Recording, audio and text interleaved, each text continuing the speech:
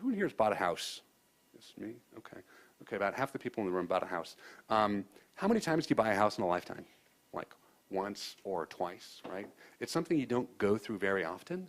And it's actually the same thing with M&A deals. It just doesn't happen that often.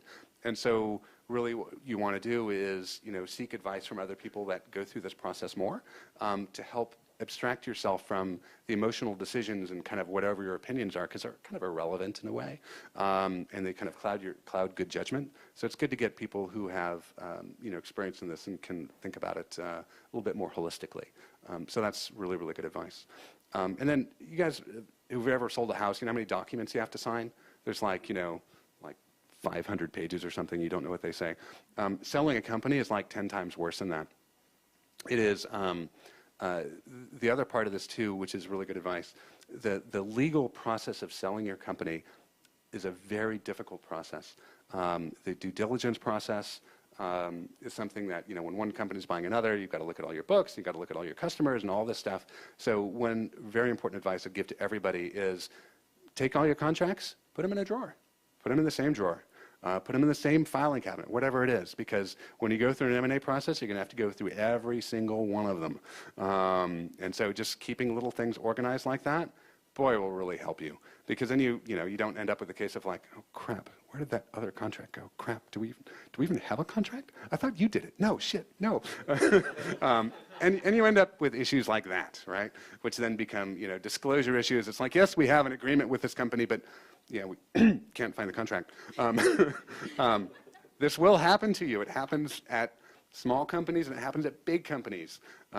Just because it happened at Spare Change, it happened again at Placeman. It's funny. So, simple thing, takes all those contracts and put them in a little drawer. Very simple advice. In the due diligence process, something we learned was acquisitions take time, right? It's not like, hey, let's talk to these guys for a couple of weeks and hammer it out and figure out a deal. Acquisitions can take 3 to 6 months. That's a long time, right? You got to invest a lot of time, and it's really hard to grow the business and sell the business at the same time. Also, the people that you're selling to are also potential competitors, right? So it's a really interesting line you have to draw between saying, okay, here's the information I'm going to share with you, because we have to do this as part of due diligence, and I don't like sharing this with you because you're my competitor and you could just take that information and like hose my entire business, right? Because lots of businesses have 80-20 rules, and you realize someone goes after your top 10 customers and you could lose your business. So a good way to avoid that situation is anytime an acquiring company asks you something, and by the way, the acquiring company will always have more resources than you do, right? It's a true David and Goliath problem. So whenever they say, hey, I'd like to see your contracts for your top 10 customers, you go, great, I'd be happy to share them with you. In return, what I'd like to see is your top 10 customer list too, right? So anything that they ask for you, ask for the same thing in return. This is a very important negotiating principle through the process. You won't always get it, right? I mean, it doesn't always actually make sense, but when they ask you for something, when they ask you for a pound of flesh, what you need to do is ask them for another pound of flesh in return, right? Because you're exposing a weakness, so you need to find some weakness in the company's armor that they can expose to you as well too. So if you do this process diligently, you'll have a successful acquisition process. And at some point, you're going through all these questions and discussions and due diligence, and at some point it stops being about learning about the company to let's get this deal done, right? And when it gets to let's get this deal done, it actually becomes much easier because it becomes much less emotional, and it's just about paperwork and filing and let me get this and let me get that, and it's much more mechanical, I guess you can say. And then I wouldn't be honest if I didn't say that at the very last minute, there's always something, right? So the deal's going to close 7 o'clock, right? And then someone's going to come up with something. It could be the other company, in our case, it was one of our founders. He's just like, I don't feel good about this and I want this extra thing, right? Whatever. It's gonna happen, right? Expect it, understand it, I even used the line with our acquiring company, which worked out fairly well, which is, I have one more request. It's a non-rational request. And that line worked pretty well. The other company didn't like it, and they had another request too, and it's like, okay, we'll kind of trade that. But that kind of works out. It's very, very emotional. And so that briefly describes our kind of first acquisitions, which is what I'd call a small-scale acquisition. Another important lesson in that, get attorneys. Don't try and do this yourself. We had thought early in the acquisition process, like, I'm a pretty bright guy. Like, I wrote all the, again, bootstrapped, right? I wrote the terms of service. I wrote the privacy policy. I wrote the contracts, right? I mean, I did all this stuff because I didn't have $250 an hour to spend some Silicon Valley attorney. I just didn't, right? And so I'm like, well, we could probably write this contract ourselves. I'm talking to one of our, not advisors, but one of our friends. He's like, dude, that is like the worst idea you've ever had. The worst. I'm like, okay. And I kind of took that humbly. And then actually having gone through an acquisition, an M&A process, never ever do this yourself. This is like open heart surgery, for dummies. I mean, you just don't do it yourself. Make sure you get a good attorney. It's going to cost you a lot of money. At the time, I think our attorneys charged us like 20 grand or something like that, which I thought was huge. I'm like, $20,000? That's like what we spend for like an entire customer service rep, right? Again, very cheap, right?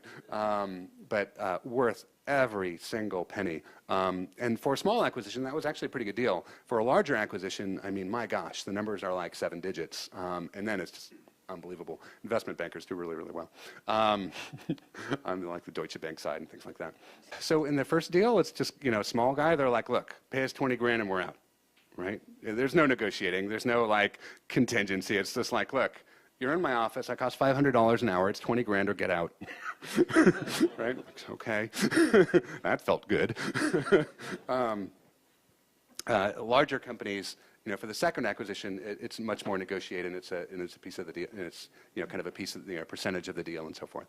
So that's the first acquisition. And part of the acquisition, you're going to have questions like earnouts. You're going to have equity. You're going to have cash. The important thing to do, you guys ever read, or heard of, Sun Tzu, Art of War, right? Great book. One of the core principles of the book is being whole, right? And if you look at an acquisition deal, you've got to make sure that it's whole. And you've got to be fair to yourself, and you've also got to be fair to your acquiring company, right? Your acquiring company may be paying you millions of dollars, right? Or tens of millions of dollars, or whatever the number is. They're paying you a lot of money to own that company, right?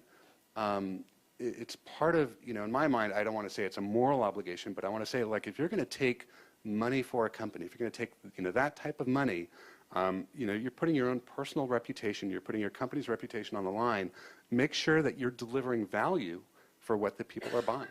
So you make sure that the deal, the structure, the strategic plans of the companies are aligned so that basically the transaction will be whole for both parties.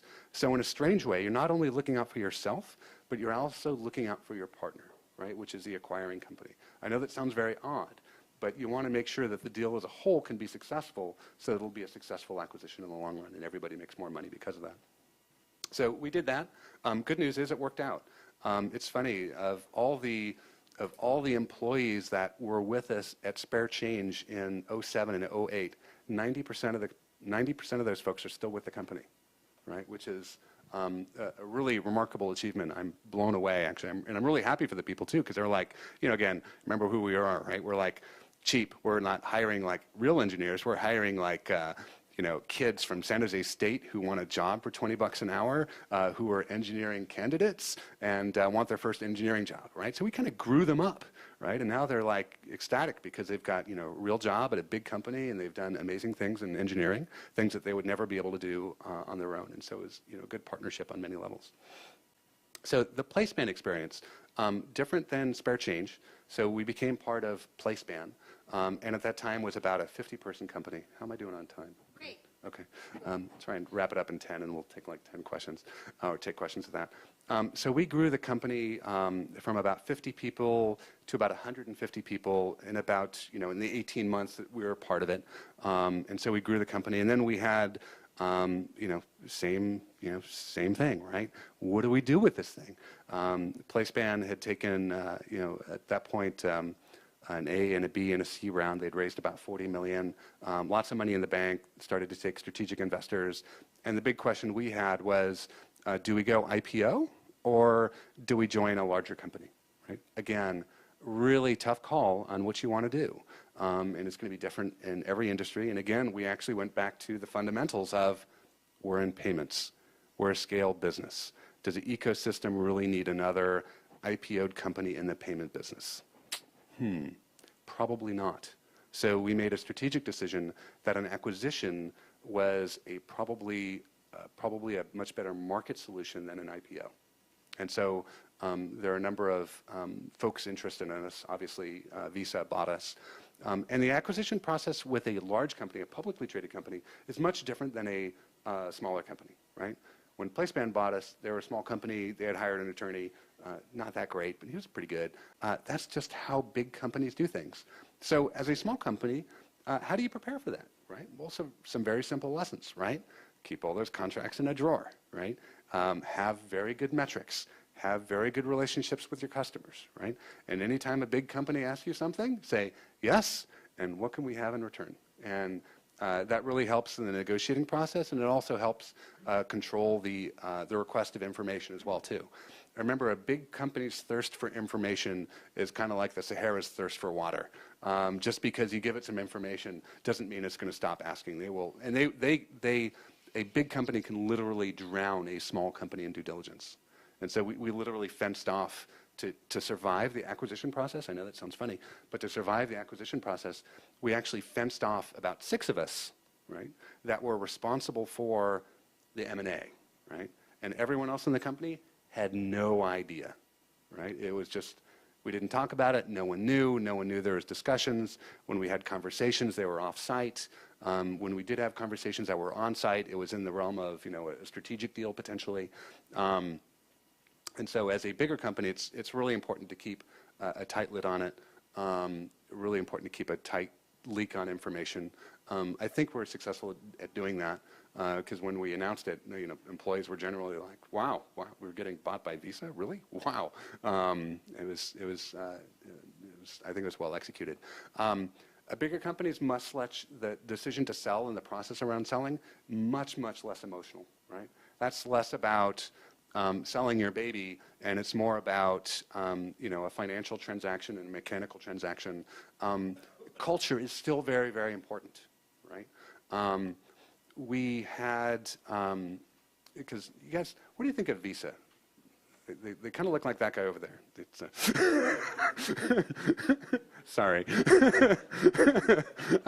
So Visa is, it'd be really funny, right? So we'd go into these Visa meetings, and they'd have like this boardroom, which is almost as big as this room, and there'd be 40 guys all wearing suits, and we're wearing jeans, and that's pretty symptomatic of a large company. And Visa had a lot of banking roots, and so they're a very large established company. And one thing we said was like hey, we're kind of nervous about culture. We're looking around the room, we're seeing a lot of suits. We don't have suits. Actually, I don't own a suit. And so there was a group, the sponsoring group, that was basically wanted to acquire the company. They're like, hey, we understand that. You're right. A lot of Visa is like that. But it's really important for us to acquire the company, use your technology, and let you be, right? Because as a big company, we have a hard time building things. And actually, this is another really important lesson. I don't know if you guys have ever heard the quote, "The emperor has no code," right? Big companies can't code shit. They cannot. Sorry, they can't do it. When I was at PayPal was a big company. They couldn't code anything. Sorry, PayPal.